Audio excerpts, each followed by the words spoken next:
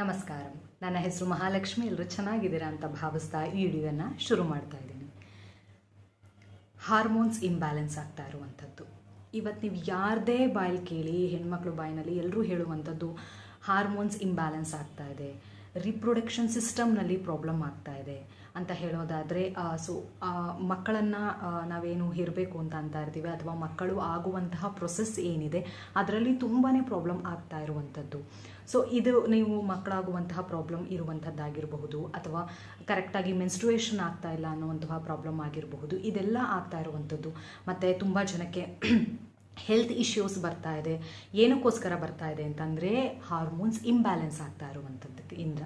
ಹಾಗಾದರೆ ಆ hormones imbalance ಆಗೋದಕ್ಕೆ ಏನೇನೆಲ್ಲ ಕಾರಣ ಅಂತ ಹೇಳೋದಾದರೆ, ನಾವು ತೊಗೊತಾ ಇರುವಂತಹ ಫುಡ್ ಆಗಿರಬಹುದು.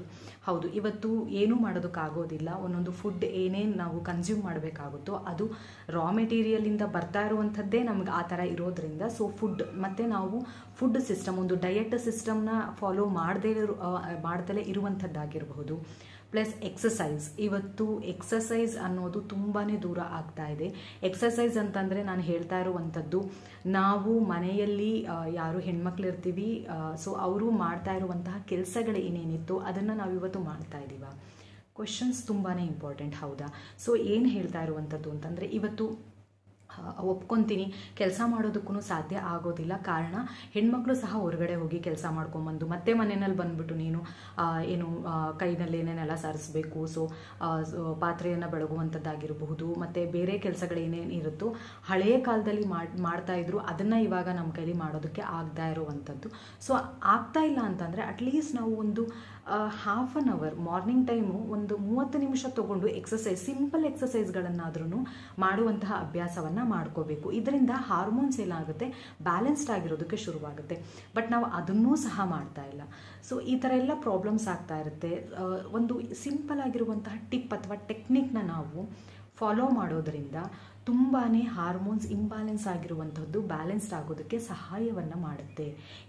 ಇದನ್ನು ಮೆಡಿಕಲಿನೇ ಸಹ ಪ್ರೂವನ್ ಆಗಿರುವಂಥದ್ದು. ಏನು ಮಾಡಬೇಕು ಹಾಗಾದರೆ? ಹಳೆಯ ಕಾಲದಲ್ಲಿ ಇದನ್ನು ಪ್ರತಿಯೊಬ್ಬರು ಮಾಡ್ತಾಯಿದ್ರು. ಇವತ್ತು ಆಲ್ಮೋಸ್ಟ್ ತುಂಬ ಜನ ಅದರಿಂದ ದೂರ ಆಗಿದ್ದೀವಿ. ಯಾವುದದು ಅಂತ ಕೇಳೋದಾದರೆ, ಕಾಲ್ಗೆಜ್ಜೆಯನ್ನು ಕಾಲುಗಳಿಗೆ ಹಾಕ್ಕೊಳ್ಳುವಂಥದ್ದು. ಹೌದು, ನೀವು ಅಬ್ಸರ್ವ್ ಮಾಡಿದ್ದೀರಾ, ತುಂಬ ಆವತ್ತಿನ ಕಾಲದಲ್ಲಿ ಈ ರಿಪ್ರೊಡಕ್ಷನ್ ಸಿಸ್ಟಮ್ಗೆ ಪ್ರಾಬ್ಲಮ್ ಆಗ್ತಾ ಇದೆ, ಅಥವಾ ಗರ್ಭಕೋಶಕ್ಕೆ ಪ್ರಾಬ್ಲಮ್ ಆಗ್ತಾ ಇದೆ, ಅಥವಾ ಹಾರ್ಮೋನ್ಸ್ ಇಂಬ್ಯಾಲೆನ್ಸ್ ಆಗ್ತಾ ಇದೆ. ಈ ವರ್ಡ್ನಂತೂ ಕೇಳೇ ಇರಲಿಲ್ಲ ಆವಾಗ್ನವರೆಲ್ಲ. ನೀವು ಬೇಕಂದರೆ ಕೇಳಿ ಇದ್ರ ಬಗ್ಗೆ. ಯಾರು ತುಂಬ ಹಳಬ್ರಿರ್ತಾರೆ ಅವ್ರನ್ನ. ಏನಕ್ಕೋಸ್ಕರ ಅಂತಂದರೆ, ಅವರು ಸಿಲ್ವರ್ನ ಯೂಸ್ ಮಾಡ್ತಿದ್ದಕ್ಕೋಸ್ಕರ. ಸಿಲ್ವರ್ ಅಂತ ಬರೋದಾದರೆ ಸೊಂಟಕ್ಕೆ ಹಾಕ್ಕೊತಾ ಇದ್ರು. ಸೊಂಟಕ್ಕೆ ಇವಾಗ ತುಂಬ ಕಡಿಮೆ ಆಗಿದೆ ಹಾಕ್ಕೊಳೋದು, ಒಪ್ಕೋತೀನಿ. ಬಟ್ ಕಾಲ್ಗೆಜ್ಜೆ ಅಂತೂ ಖಂಡಿತವಾಗ್ಲೂ ಎಲ್ಲರೂ ಹಾಕೊತಾ ಇದ್ರು. ಒಂದು ಹೆಣ್ಮಗು ಮನೆಯಲ್ಲಿ ಹುಟ್ಟು ಅಂದ ತಕ್ಷಣನೇ ಆಲ್ಮೋಸ್ಟ್ ಎಲ್ಲರೂ ಗಿಫ್ಟ್ ಅಂತ ಮಾಡೋದಾದರೆ ಕಾಲ್ಗೆಜ್ಜೆನೇ ಗಿಫ್ಟ್ ಮಾಡುವಂಥದ್ದು. ಯಾರೇ ಆದರೂ ಸರಿ, ನಿಮಗೆ ಹಾರ್ಮೋನ್ಸ್ ಇಂಬ್ಯಾಲೆನ್ಸ್ ಆಗ್ತಾ ಇದೆ ಅಂತ ಅನ್ನೋದಾದರೆ, ಅಥವಾ ನಿಮಗೆ ಹೆಲ್ತ್ ಇಶ್ಯೂ ಆಗ್ತಾ ಇದೆ, ಅದು ಕಾರಣ ಹಾರ್ಮೋನ್ಸ್ ಇಂಬ್ಯಾಲೆನ್ಸ್ ಆಗ್ತಾ ಇರೋದ್ರಿಂದ, ಅಥವಾ ರಿಪ್ರೊಡಕ್ಷನ್ ಸಿಸ್ಟಮ್ ತುಂಬಾ ಚೆನ್ನಾಗಿರಬೇಕು ಅಂತ ಏನಾದರೂ ನೀವು ಅಂದ್ಕೊಂಡಿದ್ರೆ, ಪ್ರತಿನಿತ್ಯ ಕಾಲ್ಗೆಜ್ಜೆಯನ್ನು ಹಾಕೊಳ್ಳುವಂತಹ ಅಭ್ಯಾಸವನ್ನು ಮಾಡಬೇಕು. ಮತ್ತು ತುಂಬ ಜನ ಇವತ್ತು ಟ್ರೆಂಡ್ ಅಂತ ಅಂದ್ಬಿಟ್ಟು ಒಂದೇ ಒಂದು ಕಾಲ್ಗೆಜ್ಜೆ ಹಾಕ್ಕೊಂಡು ಅಥವಾ ಹಾಕ್ಕೊಂಡು ಓಡಾಡುವಂತಹ ಅಭ್ಯಾಸವನ್ನು ಮಾಡ್ತಾ ಇದ್ದೀರಾ. ಖಂಡಿತ ಆ ಥರ ಮಾಡೋದು ಸೂಕ್ತ ಅಲ್ಲ. ನೀವು ಎರಡೂ ಕಾಲ್ಗೂ ಕಾಲ್ಗೆಜ್ಜೆಯನ್ನು ಹಾಕ್ಕೋಬೇಕು. ಚಿನ್ನದ ಹಾಕ್ಕೋಬೋದಾ ಮೇಡಮ್ ಅಂತ ಹೇಳೋದಾದರೆ ಇಲ್ಲ. ಅಬ್ಸರ್ವ್ ಮಾಡ್ಕೊಳ್ಳಿ, ಚಿನ್ನದ್ದು ಏನಿದ್ರು ಮೇಲ್ಗಡೆ ಏನು ಪಾರ್ಟ್ ಇದೆ ನಮ್ಮ ದೇಹದಲ್ಲಿ ಅಲ್ಲಿ ಚಿನ್ನನ ಯೂಸ್ ಮಾಡಬೇಕು. ಕೆಳಗಡೆ ಬರುವಂತಹ ಪಾರ್ಟ್ ಏನಿರುತ್ತೆ ಅಲ್ಲಿ ಬೆಳ್ಳಿಯನ್ನು ಯೂಸ್ ಮಾಡುವಂಥದ್ದು.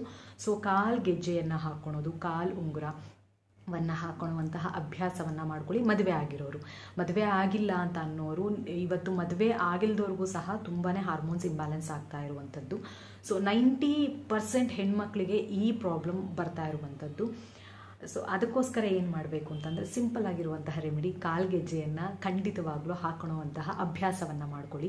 ನಾನು ತುಂಬ ದಪ್ಪದಾಗಿರುವಂತಹ ಕಾಲ್ಗೆಜ್ಜೆ ಹಾಕ್ಕೊಳ್ಳಿ ಅಂತ ಹೇಳ್ತಾ ಇಲ್ಲ, ಸಣ್ಣದಾದರೂ ಸರಿ ಕಾಲ್ಗೆಜ್ಜೆಯನ್ನು ಹಾಕೊಳ್ಳುವಂತಹ ಅಭ್ಯಾಸ ಮಾಡ್ಕೊಳ್ಳಿ. ಈ ಮೆಟಲಿಂದ, ಸಿಲ್ವರ್ ಮೆಟಲಿಂದ ಖಂಡಿತವಾಗ್ಲೂ ನಿಮಗೆ ಹಾರ್ಮೋನ್ಸ್ ಇಂಬ್ಯಾಲೆನ್ಸ್ ಆಗಿರುವಂತಹ ಪ್ರಾಬ್ಲಮ್ಮು, ಅದರಿಂದ ಬರ್ತಾ ಇರುವಂತಹ ಹೆಲ್ತ್ ಇಶ್ಯೂಸು. ಮತ್ತೂ ಹೇಳಬೇಕು ಅಂತ ಅನ್ನೋದಾದರೆ, ನಿಮಗೆ ಮೇಯ್ನಾಗಿ ರೀಪ್ರೊಡಕ್ಷನ್ ಸಿಸ್ಟಮ್ ಅಥವಾ ಗರ್ಭಕೋಶ ತುಂಬಾ ಹೆಲ್ದಿ ಆಗಿರೋದಕ್ಕೆ ಸಹಾಯವನ್ನು ಮಾಡುವಂಥದ್ದು ಕಾಲ್ಗೆಜ್ಜೆ. ಮದುವೆ ಆಗಿರೋರಾಗಿದ್ದರೆ ಕಾಲ್ಗೆಜ್ಜೆಯನ್ನು ಹಾಕ್ಕೊಂಡು ಅದ್ರ ಜೊತೆಗೆ ಕಾಲು ಉಂಗುರವನ್ನು ಹಾಕೊಳ್ಳುವಂತಹ ಅಭ್ಯಾಸವನ್ನು ಮಾಡ್ಕೊಳ್ಳಿ. ಇದರಿಂದ ತುಂಬಾ ಚೇಂಜಸ್ನ ನೀವು ಅಬ್ಸರ್ವ್ ಮಾಡ್ಬೋದು. ತುಂಬ ಚಿಕ್ಕದಾದಂತಹ ಟಿಪ್ಸ್ ಅಂತ ಹೇಳೋದಕ್ಕಿಂತನೂ ಹಳೆ ಕಾಲದಲ್ಲಿ ಫಾಲೋ ಮಾಡ್ತಾಯಿದ್ರು, ಇವಾಗ ನಾವು ಫಾಲೋ ಮಾಡ್ತಾ ಇಲ್ಲ, ಅಷ್ಟೇ ವ್ಯತ್ಯಾಸ. ಬಟ್ ಇವತ್ತು ತಿಳ್ಕೊಂಡು ಮಾಡೋದ್ರಿಂದ ತುಂಬಾ ಒಳ್ಳೆಯದಿರುತ್ತೆ. ಅವತ್ತು ತಿಳಿದಲೇ ಹಾಕ್ಕೊತಾ ಇದ್ರು ಎಷ್ಟೊಂದು ಜನ, ಇವತ್ತು ತಿಳಿದು ನೀವು ಹಾಕ್ಕೊಳೋದ್ರಿಂದ ನಿಮಗೇನೆ ಬೆನಿಫಿಟ್ಟು ಜಾಸ್ತಿ ಆಗುವಂಥದ್ದು. ಈ ವಿಡಿಯೋ ನಿಮಗೆ ಉಪಯುಕ್ತವಾಗಿದೆ ಅಂತ ನಂಬಿ ಈ ವಿಡಿಯೋವನ್ನು ಇಲ್ಲಿಗೆ ಮುಕ್ತಾಯಗೊಳಿಸ್ತಾ ಇದ್ದೀನಿ. ಸರ್ವೇ ಸಜ್ಜನ ಸುಖಿನೋ ಭವಂತು. ನಮಸ್ಕಾರಂ.